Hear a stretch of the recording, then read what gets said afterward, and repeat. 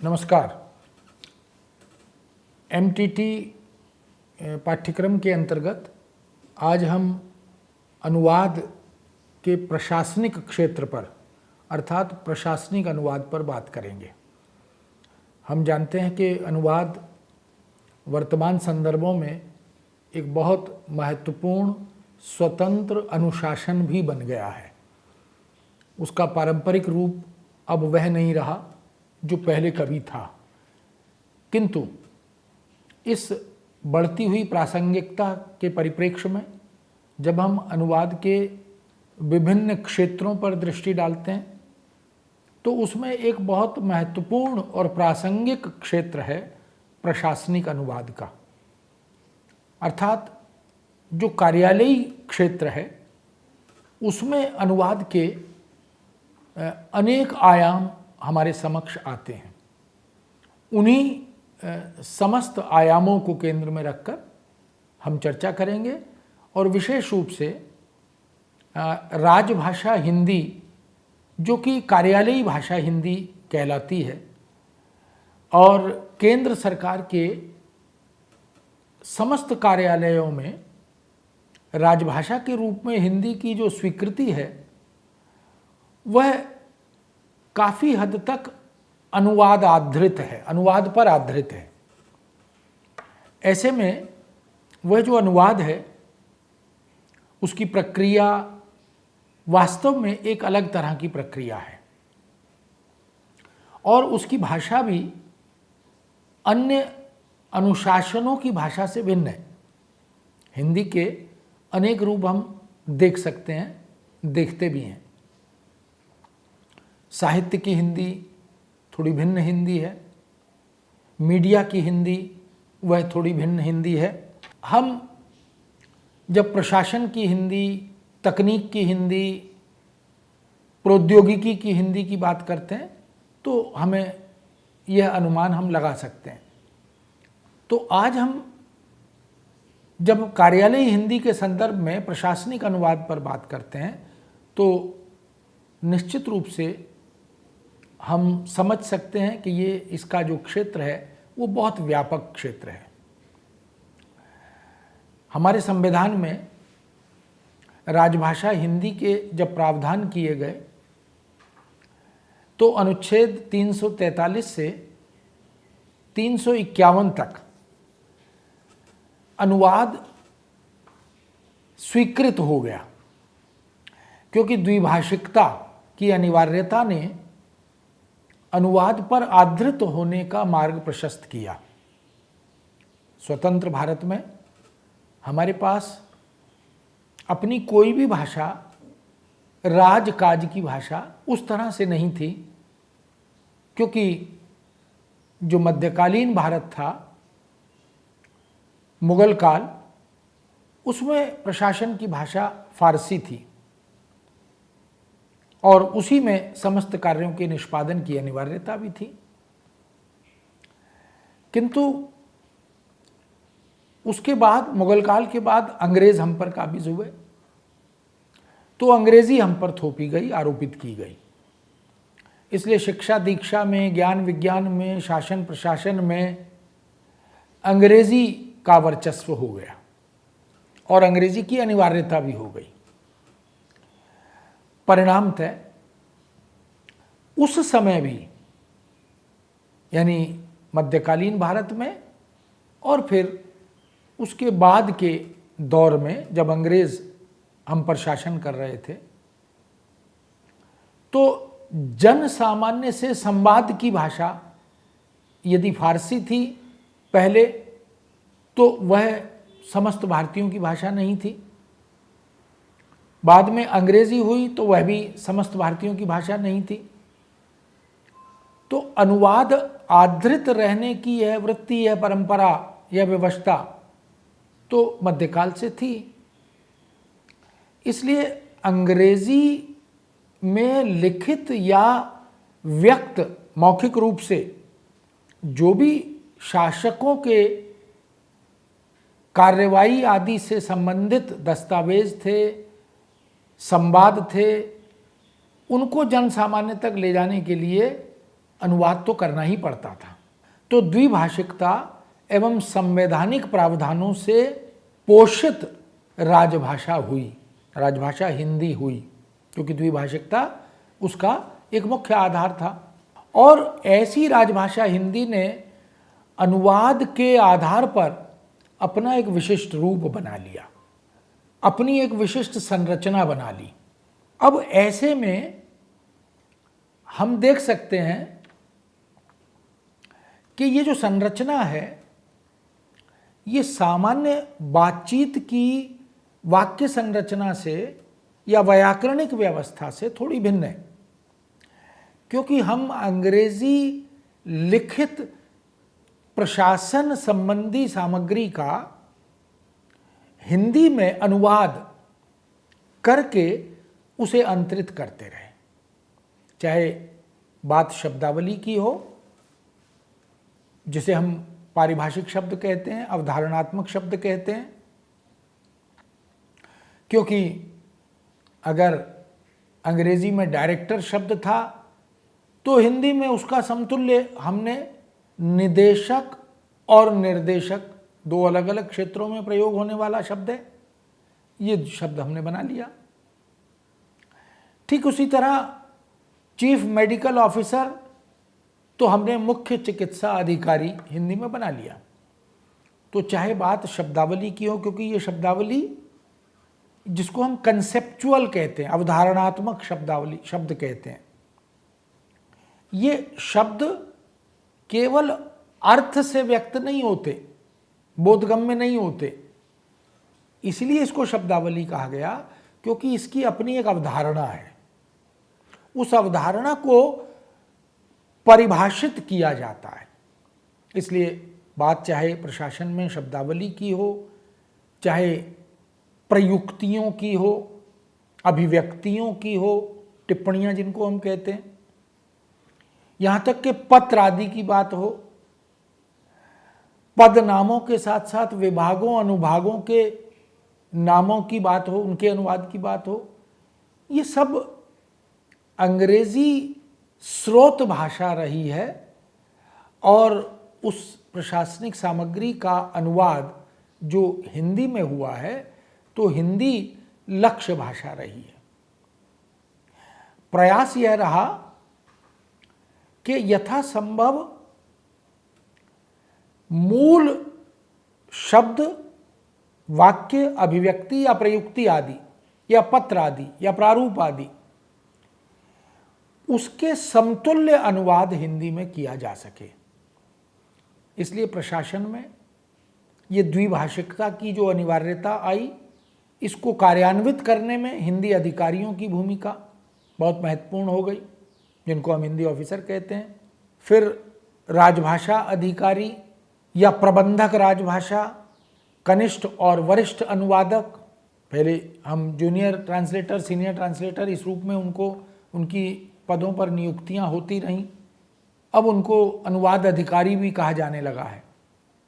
इन सब की अपेक्षा आवश्यकता प्रशासनिक अनुवाद के क्षेत्र में रोजगार की बड़ी संख्या में ज़रूरत को, आवश्यकता को रेखांकित करने लगे। यही कारण है कि समस्त कार्यालयों में, सरकारी कार्यालयों में हिंदी अधिकारियों की, कनिष्ठ अनुवादक, वरिष्ठ अनुवादकों की आवश्यकता पड़ने लगी, हिंदी अनुभाग बनने लगे और उसमें इन सभी पदों पर नियुक्त, यहाँ तक कि हिंदी टंकण के लिए हिंदी टाइपिस्ट, हिंदी सहायक, इस तरह के पद बने। तो अनुवाद ने हिंदी के क्षेत्र में, प्रशासनिक अनुवाद ने विशेष रूप से नए नए पदों का सृजन किया, नियुक्तियों के, रोजगार के अवसर पैदा किए। प्रशासनिक अनुवाद तथा कार्यालयी भाषा, इसकी संरचना, इसकी शब्दावली, काफ़ी हद तक इसका व्याकरण, इसलिए कह रहा हूँ क्योंकि अंग्रेजी से हम आयात कर रहे हैं, उसकी प्रकृति को, उसकी अवधारणा को हिंदी में अंतरित करने के लिए हम प्रयत्न कर रहे हैं। ऐसी स्थिति में जो कार्यालयी भाषा है उसकी संस्कृति भी विशिष्ट हो गई। इसलिए वाक्य संरचना को हम स्रोत भाषा यानी अंग्रेजी के आधार पर बनाने लगे। शब्द संपदा या शब्दावली की जो संपदा है, सटीक पर्याय चयन जो है, जिसको हम appropriate selection of the word यह भी कहते हैं। कौन सा शब्द कहाँ प्रयुक्त होगा, क्यों होगा। कहीं वाटर शब्द है तो उसके लिए जल होगा कि नीर होगा कि वारी होगा या पानी होगा। अब जो मंत्रालय है उसमें जल शब्द का प्रयोग है, लेकिन सामान्य जीवन में पानी का प्रयोग है। कहीं वारी का, साहित्य में वारी का भी प्रयोग है, नीर का भी प्रयोग है। रेल ने जो जल पिलाया वो नीर पिलाया, रेल नीर। तो सृजन में, साहित्य में, शासन प्रशासन में, मीडिया में, तकनीक में, प्रौद्योगिकी में, उद्योग में शब्द की जो संपदा है, शब्दावली की जो संपदा है, उसका भी वैशिष्ट्य प्रशासन में सुनिश्चित हुआ। इसलिए जल संसाधन की बात की गई। तो सटीक पर्याय चयन, और इन सब के मूल में है सहज संप्रेषणीयता, यानी जो कम्युनिकेशन है वो बहुत सहज होना चाहिए। ऐसी भाषा, ऐसे शब्द, ऐसी वाक्य संरचना, लेकिन उसकी मर्यादा, उसकी गरिमा से कोई समझौता हम सहजता और सरलता के नाम पर नहीं करेंगे, क्योंकि हर भाषा का, हर क्षेत्र की भाषा का अपना एक अनुशासन परक स्वरूप होता है, उसकी एक मर्यादा होती है। तो प्रशासन में कार्यालयी भाषा और अनुवाद के क्षेत्र में विषय निष्ठता रहती है, जिसको हम कहते हैं टू द पॉइंट बात करना। अवांछित विस्तार वहाँ नहीं होता, उसकी गुंजाइश भी नहीं होती। इसलिए राजभाषा हिंदी केंद्र सरकार के समस्त प्रशासनिक कार्यों के निष्पादन की भाषा बनी। जब हमने, जैसा मैंने कहा कि 343 से 351 अनुच्छेद में जब प्रावधान किए गए तो द्विभाषिकता एक व्यवस्था थी कि जब तक हिंदी में, राजभाषा हिंदी में कार्य करने का विश्वास न मिल जाए, अधिकार न मिल जाए, तब तक हम अंग्रेजी की मदद लेते रहेंगे, अंग्रेजी को भी रखेंगे। लेकिन धीरे धीरे प्रयत्न होगा, प्रयास होगा कि हम राजभाषा हिंदी में कार्य करने में आत्मनिर्भर हो जाएं और फिर हम निकट भविष्य में अंग्रेजी से मुक्त हो जाएं। संविधान में प्रावधान करते हुए इसी तरफ संकेत भी किया गया। हम जानते हैं कि भारत देश बहुभाषा भाषी देश है, ये मल्टीलिंगुअल कंट्री है। यहाँ सैकड़ों भाषाएं, बोलियां, उपबोलियां मौजूद हैं। जॉर्ज ग्रियर्सन ने सन 1961 में जो लिंग्विस्टिकल सर्वे किया था, भाषाई सर्वेक्षण, उसमें बताया कि 1618 भाषाएं, बोलियां, उपबोलियां भारत में मौजूद हैं। इसलिए ये सांस्कृतिक दृष्टि से बहुत समृद्ध देश है, संपन्न देश है।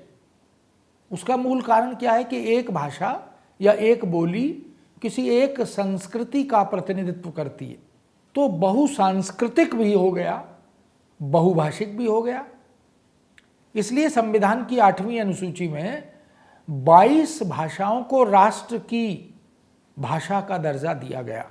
राष्ट्रभाषा जैसा शब्द प्रयुक्त नहीं है, लेकिन राष्ट्र की भाषाएं 22 हैं जो 8वीं अनुसूची में शामिल हैं। किंतु राजभाषा के रूप में हिंदी का रूप और उसका स्वरूप वह विशिष्ट है, और ये एक तकनीकी शब्द है राजभाषा, राजकाज की भाषा, यानी प्रशासनिक समस्त कार्यों के निष्पादन के लिए जिस हिंदी का प्रयोग होता है उसे राजभाषा हिंदी कहा जाता है। इसलिए राजभाषा को उसी तरह जान सकते हैं, समझ सकते हैं जैसे राष्ट्रध्वज को। राष्ट्रध्वज विशिष्ट है क्योंकि अनेक प्रकार के ध्वज हमारे देश में मिलते हैं। राजनीतिक दलों के अलग अलग ध्वज हैं, झंडे, समुदायों के ध्वज हैं, देशों के, संस्थाओं के, संगठनों के बहुत से ध्वज हमें मिलते हैं, किंतु भारतवर्ष का, भारत देश का ध्वज एक ही है, तिरंगा, और वह विशिष्ट है, इसलिए उसको राष्ट्र ध्वज कहते हैं। ठीक इसी तरह राष्ट्रीय पक्षी, राष्ट्रगान, राष्ट्रगीत, हम इनको भी देख सकते हैं, राष्ट्रीय जानवर। तो राष्ट्रभाषा, राजभाषा, इन शब्दों की जब हम बात करते हैं तो ये तकनीकी शब्द हैं। इस तरह शासन प्रशासन में, शासनिक प्रशासनिक विधान में, कार्यपालिका तथा न्यायपालिका के क्षेत्रों में जो भी भाषा हिंदी प्रयुक्त होती है, जिससे प्रशासनिक समस्त कार्यों का निपटान होता है, निष्पादन होता है, उसमें सहायता मिलती है, उसी को राजभाषा हिंदी कहा जाता है। स्पष्ट है कि प्रशासनिक हिंदी ही कार्यालयी हिंदी है और इसी को राजभाषा हिंदी कहा गया है। प्रशासन के अंतर्गत जब हम किसी राज्य का, किसी राष्ट्र का प्रशासन देखते हैं या संयुक्त राष्ट्र का प्रशासन देखते हैं, वो गवर्न करता है। उसमें बहुत से नियम होते हैं, कार्यविधियाँ होती हैं, कार्यप्रणालियाँ होती हैं, कार्य ज्ञापन होते हैं, ये सब कुछ उसमें समाहित रहता है। प्रशासन को अनुशासन की आवश्यकता होती है, नियमन की आवश्यकता होती है, जन कल्याण से संबंधित कार्यों की योजनाओं को बनाने और क्रियान्वित करने की आवश्यकता होती है। उन सब के संदर्भ में हम इस भाषा को, राजभाषा को देख सकते हैं। और जैसा मैंने पहले ही कहा कि ये जो राजभाषा हिंदी है, ये मौलिक हिंदी नहीं है, ये साहित्य और सृजन की हिंदी नहीं है। ये इसकी जो शब्दावली है वो कृत्रिम है। अंग्रेजी के शब्द सामने रख रख कर हिंदी के शब्द बनाए गए, अंग्रेजी के वाक्य प्रयुक्तियां सामने रखकर उनके समतुल्य हिंदी में प्रयुक्तियां बनाई गई। तो जो प्रशासन है वो केंद्र सरकार और राज्य सरकारों की कार्य विधियों से संबद्ध होता है। यानी जो एडमिनिस्ट्रेशन है, जो कार्यालयी कार्य पद्धति है, वो सेंट्रल गवर्नमेंट और स्टेट गवर्नमेंट, इन दोनों की कार्यविधियों से जुड़ी होती है। इसलिए सभी मंत्रालय, बहुत सारे मंत्रालय हैं, विभाग, अनुभाग, अधीनस्थ कार्यालय, सबऑर्डिनेट जिनको कहते हैं, संबद्ध शाखाएं, सरकारी बैंक और लिमिटेड कंपनियां, निगम, उनसे संबद्ध कार्यालय, सहकारी बैंक, सहकारी नियंत्रण में कार्यरत स्वशासी निकाय और सार्वजनिक क्षेत्रों के उपक्रम, ये सभी प्रशासनिक क्षेत्र में गिने जाते हैं, जाने जाते हैं। केंद्र सरकार द्वारा नियुक्त जितने भी आयोग हैं, कमीशन जिनको हम कहते हैं, जैसे हम पे कमीशन कहते हैं, इंक्वायरी कमीशन कहते हैं, बहुत सारे आयोग हैं। समय समय पर कभी बाढ़ आ जाती है तो आयोग बनता है, कभी सूखा पड़ता है तो आयोग कमीशन बन जाता है, कभी किन्हीं नए मुद्दों पर विचार विमर्श करके निष्कर्ष तक पहुंचना हो तो कमीशन का गठन किया जाता है, जांच आयोग भी बनते हैं। तो ऐसे केंद्र सरकार द्वारा गठित और नियुक्त आयोग, समस्त समितियां, कमेटियां बनती हैं। समय समय पर अपेक्षा आवश्यकता की पूर्ति के लिए बहुत से सांसदों को लेकर, अलग अलग अनुशासनों और क्षेत्रों के विशेषज्ञों को लेकर और बहुत से जजेस को, निर्णायकों को लेकर, न्यायाधीशों को लेकर, शिक्षाविदों को लेकर, पत्रकारों को लेकर बहुत सी समितियां सरकार बनाती है। उन समितियों में जो निर्णय होते हैं वो फिर आगे देश के समक्ष उनकी उद्घोषणा होती है, संचरित होते हैं, प्राधिकरण भी बनाए जाते हैं। इन सब के अंतर्गत केंद्र सरकार के ये सभी कार्यालय, सभी कार्यक्षेत्र राजभाषा का प्रयोग करते हैं और अंग्रेजी में तथा हिंदी में इन समस्त कार्यों का निष्पादन किया जाता है। प्रशासनिक या कार्यालयी भाषा के जितने भी क्षेत्र हैं, स्वरूप हैं, उनके अनुप्रयोग संबंधी प्रावधानों में या व्यवस्था में सामान्यतः 3 वर्ग मिलते हैं। ये वर्ग भी संविधान की जो राजभाषा संबंधी प्रावधान है उस व्यवस्था के अंतर्गत किए गए हैं।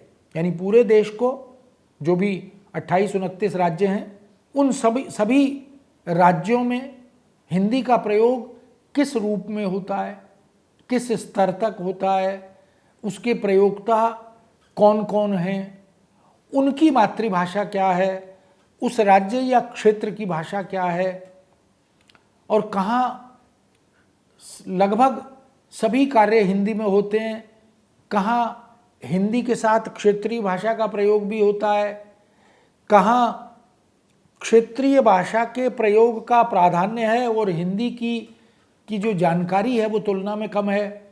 इस तरह के सर्वेक्षण को आधार बनाकर 3 क्षेत्र किए गए निर्धारित, जिसमें एक का क्षेत्र जो है उसमें सभी प्रांतों में सामान्यतः का क्षेत्र में हिंदी भाषा में ही अधिकांश कार्य संपन्न किए जाते हैं। समस्त कार्य हिंदी में, इसमें सारे समस्त कार्यालय, कंपनियां, स्थानीय या केंद्रीय प्रशासन, उन संस्थाओं से, कार्यालयों से, मंत्रालयों से किया जाने वाला पत्राचार, यानी जो पत्र जा रहे हैं निर्गत और आगत दोनों, वो अधिकांशतः हिंदी में ही किए जाते हैं और उन्हें हिंदी में करना होता है। ये प्रावधान है। न्यायालयों में, तहसीलों में, नगर पालिकाओं में, विद्युत बोर्ड, कलेक्ट्रेट ऑफिसेज या कार्यालय, कानून व्यवस्था, इन सब में या इन सब से संबद्ध जितने भी कार्यालय हैं उनका पत्र व्यवहार हिंदी में ही होता है, होना चाहिए। ये का क्षेत्र की अनिवार्यता है। उस क्षेत्र में स्थित राज्य सरकारों के कार्यालयों से भी समस्त पत्र व्यवहार हिंदी में होता है, यानी हिंदी भी उसमें रहेगी, ऐसे प्रावधान हैं। अभी मजबूरन हमें अंग्रेजी को चलाना पड़ा क्योंकि हिंदी में कार्य साधक ज्ञान सबके पास नहीं था आज़ादी के तत्काल बाद। इसलिए जो 14 सितंबर 1949 को राजभाषा के प्रावधान किए गए उसमें अंग्रेजी को भी रखा गया और यह रखा गया कि प्रारंभ में हम ऊपर अंग्रेजी रखें लेकिन उसके नीचे उसका हिंदी अनुवाद भी रखें। और धीरे धीरे ये लक्ष्य भी निर्धारित किया गया कि हम अंग्रेजी को हटा दें, उससे मुक्त हो जाएं और फिर पूर्ण कार्य, समस्त कार्य हिंदी में करें। इसलिए केंद्र सरकार हर केंद्र सरकार के कार्यालयों के इर्द गिर्द आसपास, जैसे दिल्ली की बात करें तो दिल्ली में राज्य सरकारों के कार्यालय भी बहुत हैं। इन समस्त कार्यालयों में जो पत्र व्यवहार आदि है उनके साथ, केंद्र के साथ, वो हिंदी में होना चाहिए। समस्त लेखा सामग्री, यानी फाइल बनेगी, नोटशीट बनेगी, लेटर हेड बनेंगे, बोर्ड बनेंगे और इसी तरह की सारी जो डाटा कलेक्ट करने की सामग्री होगी, रबड़ की मोहरें होंगी, नाम पट्ट होंगे, सभी के आदेश पत्र, नाम, पते, प्रविष्टियां ये प्रशासनिक हिंदी में होंगे। तो का क्षेत्र के अंतर्गत बिहार, हरियाणा, हिमाचल, उत्तराखंड, मध्य प्रदेश, उत्तर प्रदेश, झारखंड आदि ये केंद्र शासित अंडमान निकोबार ये राज्य आते हैं। ख क्षेत्र में गुजरात, महाराष्ट्र, पंजाब, संघ राज्य क्षेत्र, चंडीगढ़ आदि हैं। इनमें क्षेत्रीय भाषा और हिंदी दोनों का प्रयोग बाहुल्य देखने को मिलता है। इसलिए ख क्षेत्र में हिंदी के प्रचार प्रसार को बढ़ाने की बात की गई है। ग क्षेत्र जो सामान्यतः हिंदी इतर राज्य संघ राज्य क्षेत्र आदि हैं उनको उसमें रखा गया और इनमें हिंदी के कार्य को, शिक्षण प्रशिक्षण को बढ़ाने का लक्ष्य निर्धारित किया गया। इस तरह प्रशासनिक हिंदी सरकार की विशिष्ट कार्य प्रणाली पर आधारित है और सरकार कोई मूर्त सत्ता तो नहीं है, अमूर्त है। इसीलिए जो सरकारी अधिकारी हैं, अधिकार विशेष के, ये जो सरकारी अधिकार हैं वो किसी अधिकारी विशेष के नहीं होते, वो सरकार के होते हैं। इसलिए अधिकारी एक समूह है और वह काम करता है, कार्य करता है व्यवस्था के लिए, सरकार के लिए। इसलिए जो तंत्र है वो सरकार का है। कार्यालयी हिंदी के प्रयोग में उसकी संरचना में कोई वास्तविक इस तरह की स्थिति नहीं होती कि जिससे कर्ता जो है वह दिखाई दे। इसलिए वाक्य विन्यास जो होगा उसमें कर्ता लुप्त होगा, यानी मैं, तू आदि का प्रयोग उसमें नहीं होता। किसी भी सरकारी अधिकारी द्वारा लिया गया निर्णय उसका निजी निर्णय नहीं होता, वह सरकार का निर्णय होता है, वह व्यवस्था का निर्णय होता है। इसलिए निर्णय अमूर्त सरकार का होता है और अधिकारी तो सरकार के प्रतिनिधि होते हैं। इस तरह प्रशासनिक या कार्यालयी हिंदी मौलिक या अनुदित किसी भी रूप में हो, उसका कर्ता प्रकट नहीं होता, वह मैं और तू या तुम और तू आदि का प्रयोग नहीं करता। हम देख सकते हैं कि प्रशासनिक हिंदी और प्रशासनिक अनुवाद में जो लक्ष्य है वह बोधगम्यता है, एकार्थता है, यानी एक अर्थी शब्द होंगे, द्विअर्थी बहुअर्थी नहीं होंगे, विषय निष्ठता है। और इन सब के साथ साथ यह भाषा औपचारिकता का निर्वाह करती है। प्रशासनिक निर्धारित मानक शब्दावली का प्रयोग इसमें अनिवार्य होता है, जो कि CSTT द्वारा यानी commission for scientific and technical terminology द्वारा बनाई जाती है। असंदिग्ध भाषा होनी चाहिए, संदिग्धता नहीं, संदेह रहित शब्दावली होगी, वाक्य संरचना होगी। प्रशासनिक भाषा और कार्यालयी अनुवाद की भाषा, इसकी संरचना में निर्वैयक्तिकता रहती है, कोई व्यक्ति प्रतिबिंबित नहीं होता, कोई अधिकारी उसमें झलकता नहीं है। इसलिए सरकारी अधिकारी का सरकारी आदेश से कोई व्यक्तिगत संबंध न होता है, न होना चाहिए। वह अपने हर कथन में निर्वैयक्तिक रहना चाहिए। जैसे मुझे निर्देश हुआ है कि मैं आपको सूचित करूं, अंग्रेजी में है I am directed to inform you, तो मुझे निर्देश हुआ है यानी मुझे डायरेक्टिव मिला है। किसने दिया? सरकार ने। यथा संशोधित प्रारूप प्रस्तुत है तो draft as amended is put up. इस प्रकार के वाक्यों का प्रयोग इस बात को दिखाता है कि जो कर्ता है वह प्रकट नहीं होता, वह लुप्त रहता है। कर्मचारियों अधिकारियों की प्रशासन में कई श्रेणियां होती हैं, किंतु कोई अधिकारी अपने अधीनस्थ कर्मचारी अधिकारी को यदि आदेश देगा तो वह कर्ता का प्रयोग नहीं करेगा। इस पत्र के उत्तर को अभी रोक लिया जाए। यह नहीं कह रहा कि मैं आपको ये आदेश देता हूं कि तुम इसको या आप इसको रोक दो, नहीं, ये व्यवस्था कह रही है यह पत्र शीघ्र जारी किया जाए या जारी करें, मंत्रालय का अनुमोदन। इस तरह के वाक्य प्रयोग हम देख सकते हैं। प्रशासनिक भाषा और अनुवाद में शिष्टता का, औपचारिकता का निर्वाह अनिवार्य होता है। इसलिए सेवा में महोदय, प्रिय महोदय, सादर, इनका प्रयोग, सधन्यवाद, इनका प्रयोग भी होता है। प्रशासनिक हिंदी अनुवाद आधारित है, उसकी मानक कृत्रिम शब्दावली है जिसका निर्माण सरकारी संस्था या संस्थाएं करती हैं। इस तरह प्रशासनिक अनुवाद की आधारशिला प्रशासनिक शब्दावली की संरचना और उस संरचना के अंग होते हैं। तो कुल मिलाकर हम देख सकते हैं कि प्रशासन में जो अनुवाद है वह वस्तुतः अंग्रेजी से उधार लिया गया है, अंग्रेजी की संरचना को सामने रखकर किया गया है।